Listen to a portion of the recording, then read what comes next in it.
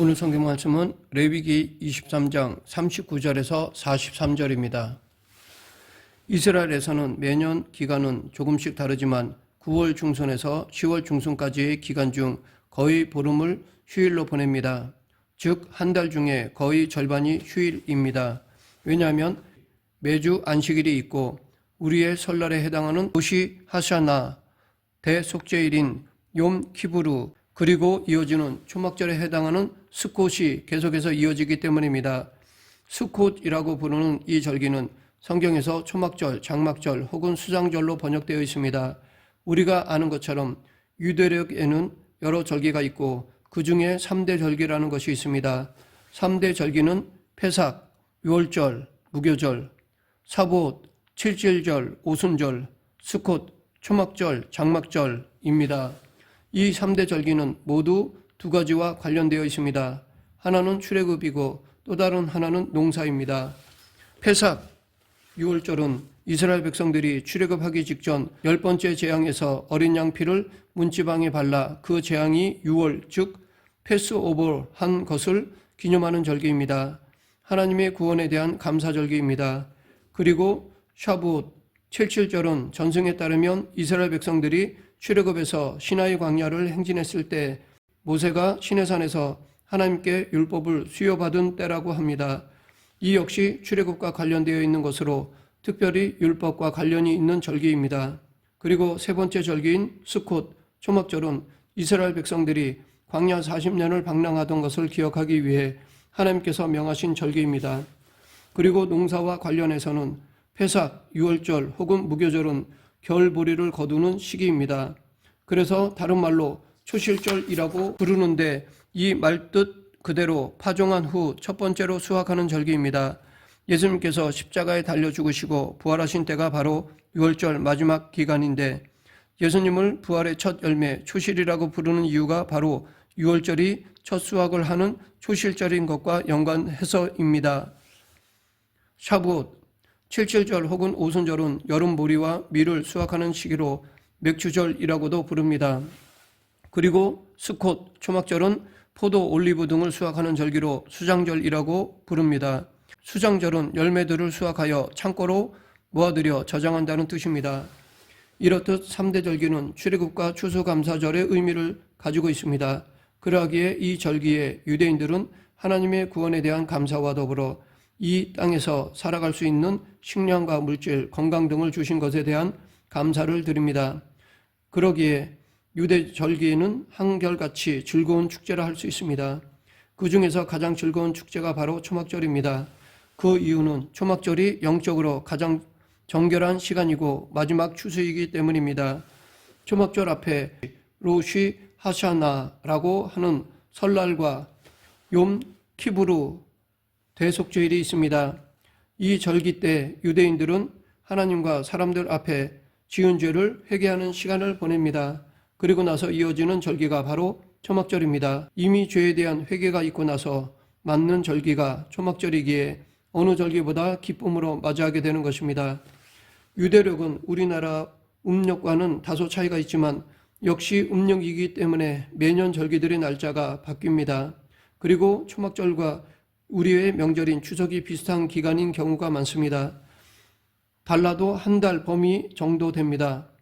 우리의 고유 명절인 추석 역시 추수감사절의 의미가 깊습니다.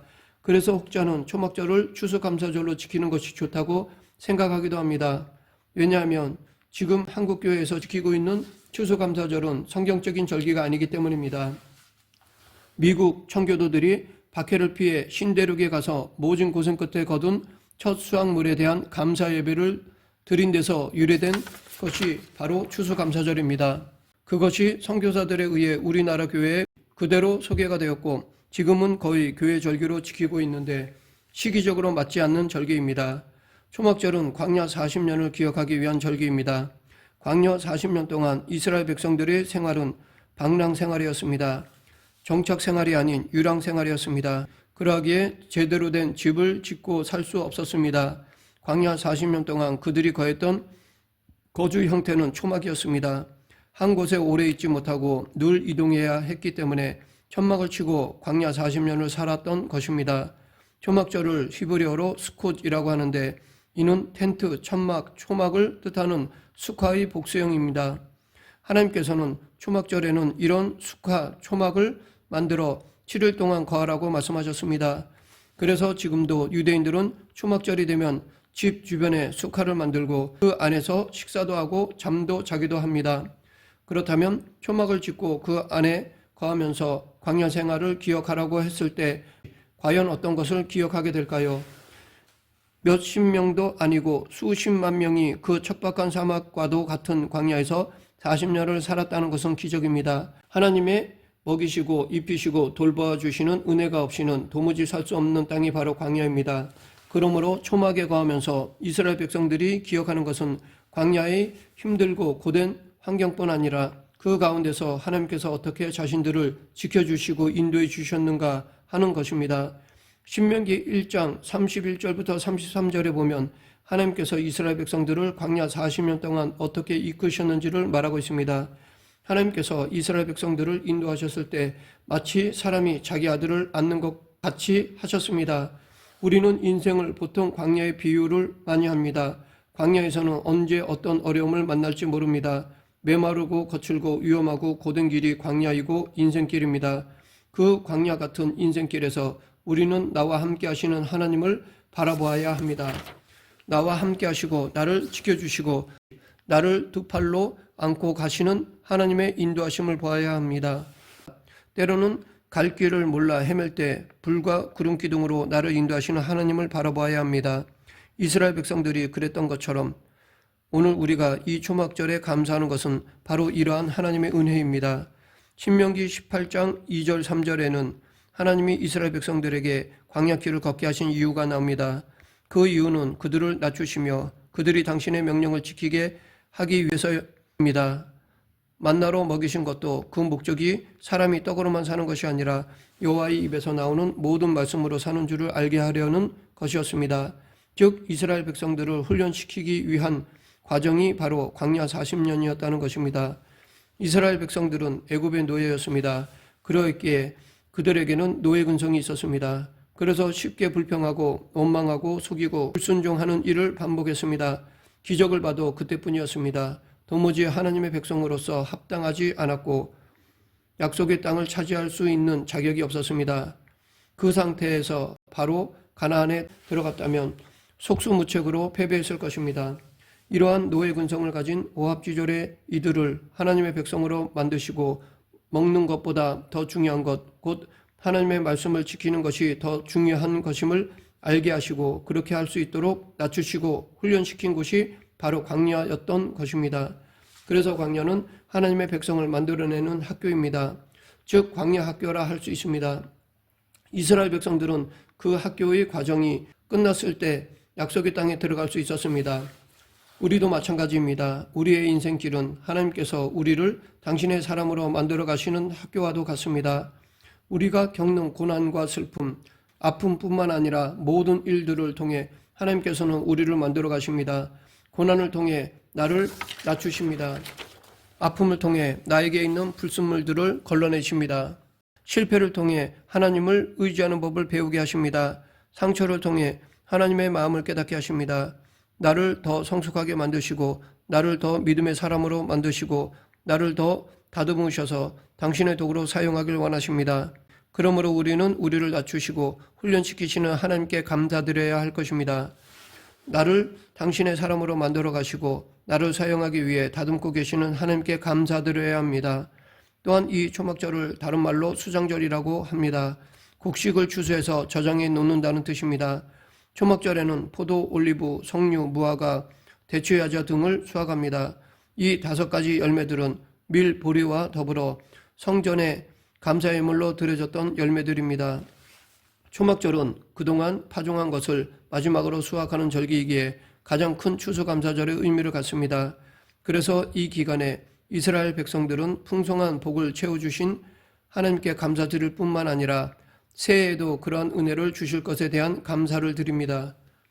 또한 초막절이 시작된 지 8일째 되는 날을 쉬미니 아제렛이라고 하고 이날 비를 위해 기도합니다. 왜냐하면 이른 비가 와야지만 파종을 할 수 있기 때문입니다. 그리고 더불어 그 날을 심캇 토라로 지킵니다. 심캇 토라라는 말은 토라의 기쁨이라는 뜻으로 하나님께서 토라를 주신 것에 대해 즐거워하며 감사하는 것입니다.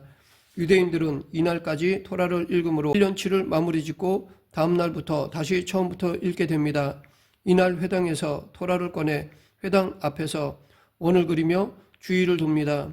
어른들은 토라를 어깨에 메고 어린이들은 그 뒤를 춤을 추며 따라갑니다. 7바퀴를 돌면 토라 궤로 가지고 가서 신명기의 마지막 단락을 읽습니다. 이로써 1년치 토라를 완독하게 되는 것입니다. 이날 유대인들은 큰 잔치를 베풀고 하나님께서 토라를 주신 것에 대해 즐거워합니다.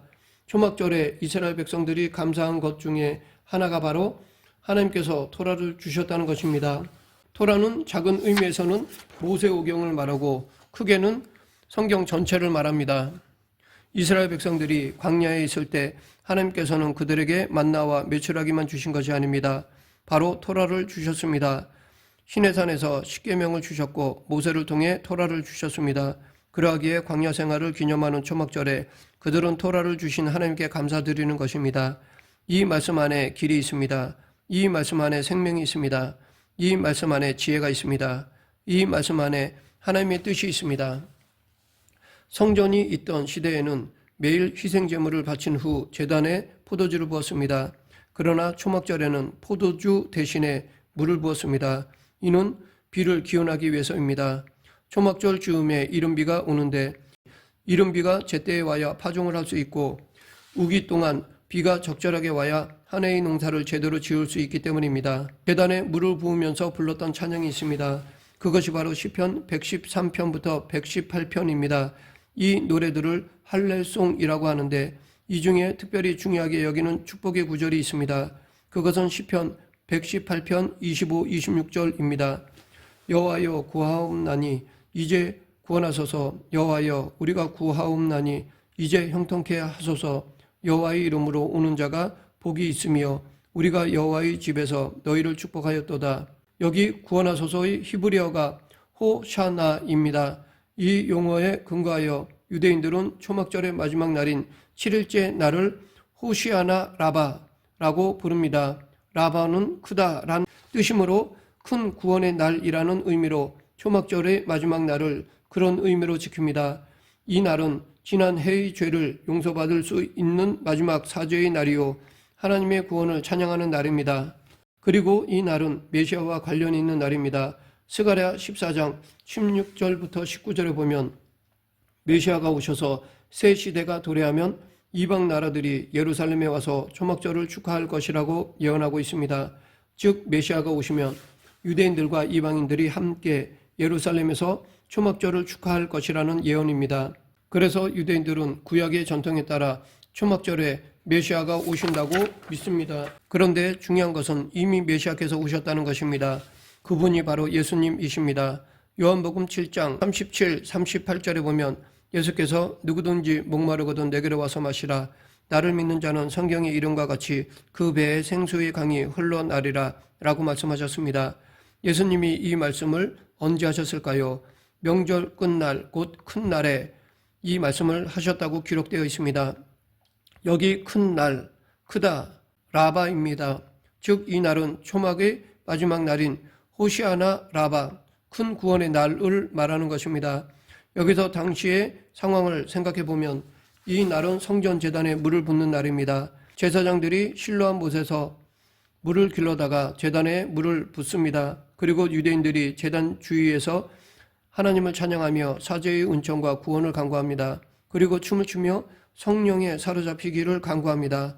이러한 유대인들을 향해 예수님께서는 누구든지 목마르거든 내게로 와서 마시라 라고 하셨습니다. 그리하면 그 배에서 생수의 강이 흘러날 것이다 라고 하셨습니다.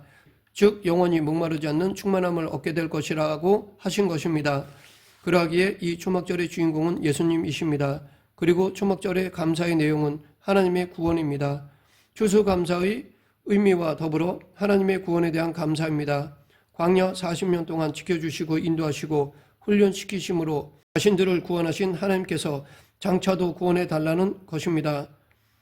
마침내 메시아가 오셔서 자신들을 영원히 구해달라는 것이 초막절입니다. 우리 역시 하나님께 감사드려야 합니다. 광야 같은 인생길에서 우리와 함께 하시고 지켜주시고 인도하신 하나님의 은혜에 감사드려야 합니다. 우리를 당신의 사람으로 당신의 도구로 만들어 가시는 하나님의 손길에 감사드려야 합니다.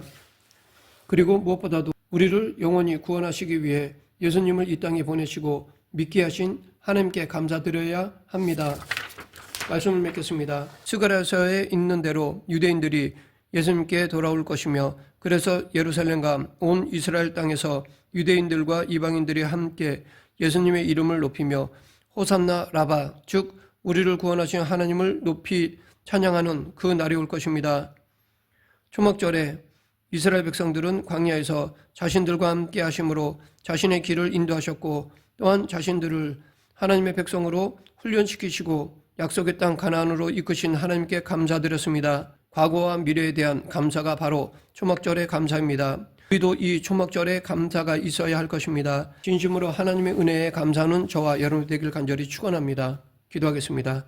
사랑과 은혜가 풍성하신 하나님 아버지, 지금까지 베풀어 주신 은혜뿐만 아니라 앞으로 베풀어 주실 은혜에 대해서도 감사하는 그리스도인이 되게 하여 주시옵소서. 예수님 이름으로 기도드립니다. 아멘.